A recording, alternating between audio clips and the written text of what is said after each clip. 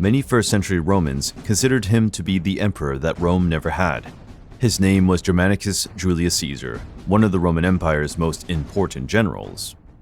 Regarded as the ideal heir, he won the hearts of the Roman people and their soldiers, and was even compared to Alexander the Great himself. But not many know that Germanicus was almost put to death by his own soldiers, who rebelled against him. Now, let's find out more about the history of this Roman general. Germanicus was born on May the 24th, 15 BC, the grandson of none other than Rome's first emperor Augustus, and one of the most successful generals Rome ever had, Mark Antony. His parents were Nero Claudius Drusus and Antonia Minor, daughter of Mark Antony. Germanicus's lineage was no small affair. He was part of the Julio-Claudian dynasty, the greatest royalty of ancient Rome. His personal name is unknown, but the agnomen Germanicus was a tribute bestowed on him for the victories his father won in Germania, and this eventually became a prestigious rank that Germanicus would also carry with him throughout his life. In 9 BC, Germanicus received some heartbreaking news. His father, Drusus, who was returning from a mission on the Elbe, tragically fell off his horse. Tiberius, Drusus's brother, rode off to join him. But, although he survived the initial crash, a cruel infection caused Drusus to die a month later. His body was taken back to Rome, but in the fields of Mogontiacum, the legionaries raised a monument that is still there today, testifying to their long-lasting loyalty to him. Before leaving, Drusus wrote a letter to Tiberius, airing concerns about how Augustus was governing Rome, even discussing the idea of restoring the Republic. One can only guess what was going on through Germanicus's mind, who was just a 6-year-old child, upon receiving the news that his father would no longer be coming home.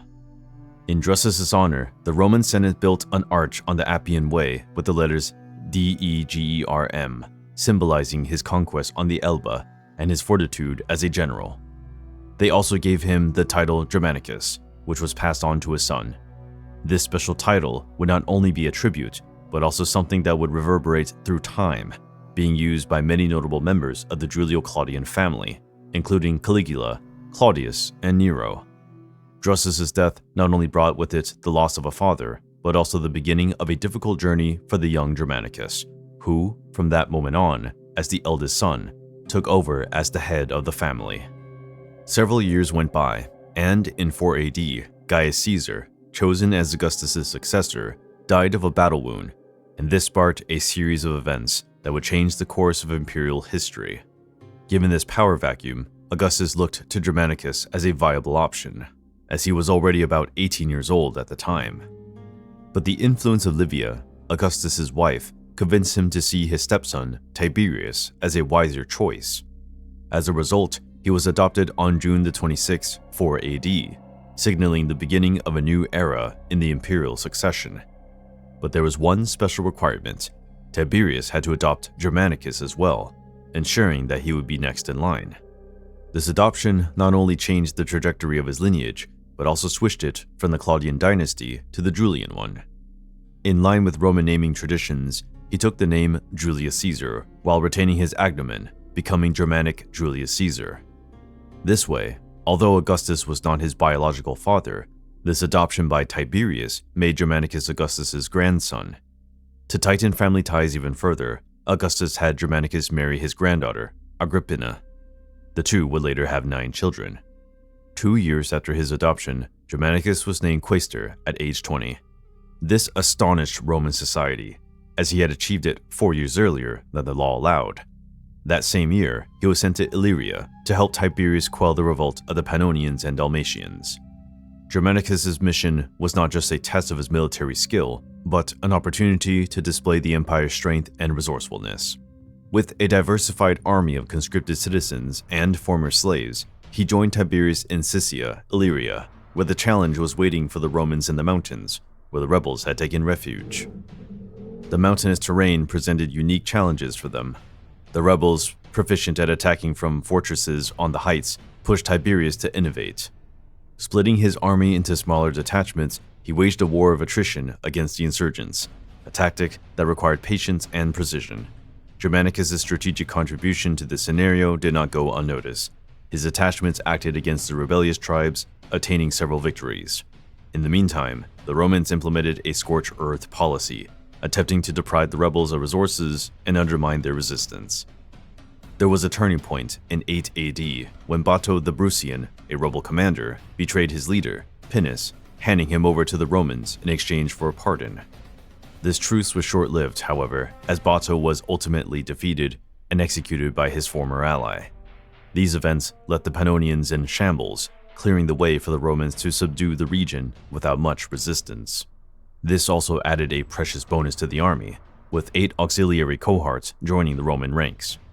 Having won this war in Illyria, Germanicus returned to Rome in 9 AD and was lavished with praise, even receiving a kind of Medal of Honor called Ornamenta Triumphalia.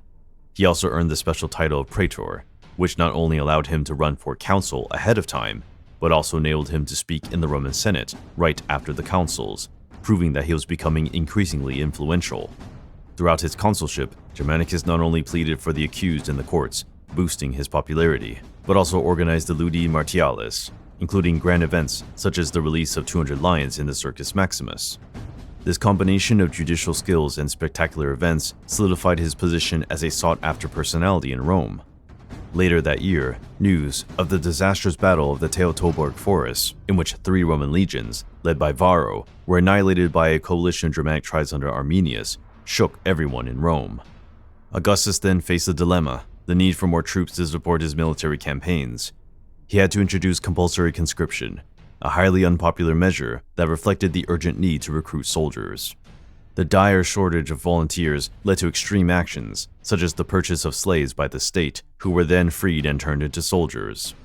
To counter the imminent threat from Arminius and the Germanics, Tiberius was quickly dispatched to the Rhine border, and all available troops were called upon from other provinces to reinforce the army.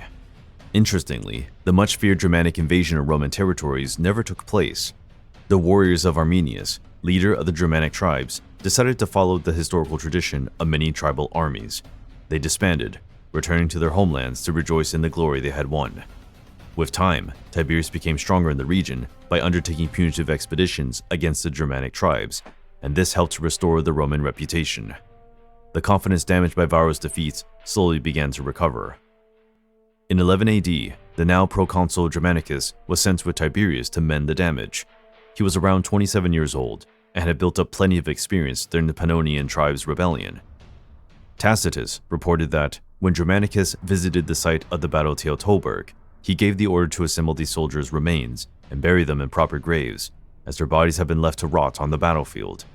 After honoring the dead soldiers in the Teutoburg forest with a fitting burial, Germanicus escalated his chase against Arminius. The latter took advantage of the difficult terrain, raiding the Romans in the swampy forest, but managed to establish a defensive camp after overcoming the muddy challenges. In 14 AD, once he took over the Roman throne, Tiberius increased the military presence on the Germanic border with 6 legions, dispatching them beyond the river Rhine. They were all led by Germanicus. Just as his father had been, Germanicus was highly popular and had the utmost respect among the Roman soldiers. But Augustus's death in 14 AD triggered a series of events that shook the army. The legions, used to steadfast figures of the princeps, now faced uncertainty and dissatisfaction. As a result, riots broke out, sparked by complaints over heavy salary cuts, and bribes needed to relieve the strain on the centurions. The final straw occurred in Germania Inferior, where the experienced commander, Aulus Caecina, renowned for his loyalty to the imperial family, led an unanticipated revolt. The 4 legions under his command broke down completely, revealing widespread discontent among the soldiers. The centurions, the primary target of the revolt, were arrested and flogged, triggering a wave of upheaval in the ranks. As Germanicus was supervising the levying of taxes in Gaul, news of the revolt sent him scurrying back. When he arrived in the army camp, he was not given a friendly reception. The soldiers were disgruntled and expressed their displeasure in unusual ways. They complained to Germanicus about delayed discharge and poor pay. Some even mooted the idea of making him emperor instead of Tiberius. Germanicus dramatically attempted to restore order by threatening to take his own life, even drawing his sword before the soldiers. The outcome, however, was not what he had hoped for. Some attempted to stop him, but others offered their own swords so he would carry out his threat. The situation required immediate action, and Germanicus decided to forge a letter to Tiberius, promising all the rioters' demands. The bogus letter briefly quieted down the soldiers, But when Tiberius's emissaries arrived, Germanicus's ruse became clear. The risk of another uprising threatened not only Germanicus, but also his wife Agrippina and their 2-year-old son Caligula. In despair, Germanicus made an emotional appeal, pleading with his men to allow him to send his family away from the looming danger. This emotional moment, as described by Tacitus, was pivotal. Touched by Germanicus's tears, the soldiers retreated. He persuaded them to enforce discipline on their own, handling internally the punishment of the rebel leaders. Subtly, behind the scenes, Germanicus coordinated the execution of the uprising's leaders, while avoiding direct resentment towards himself. Besides the killings, he introduced other concessions to appease the soldiers, such as the immediate dismissal of those with expired service time. But some of these changes were only temporary, and the number of years of service soon returned to 25. Additionally, to keep a promise made to the troops, he not only paid the legions, but also went even further, handing out money even to those who had not demanded it. This was aimed not only at fulfilling the soldiers' material needs, but also at consolidating the loyalty that would prove to be essential in his next endeavors. Once the uprising was under control, Germanicus did not shrink from his military role.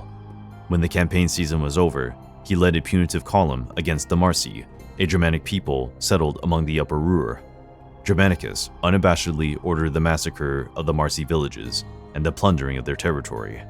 With his legions now at his side, Germanicus decided to cross the Rhine to find Arminius and avenge the Roman defeat. But hold on, we will learn about the whole story of this Germanicus Roman revenge in an upcoming video. Don't forget to like and subscribe to our channel.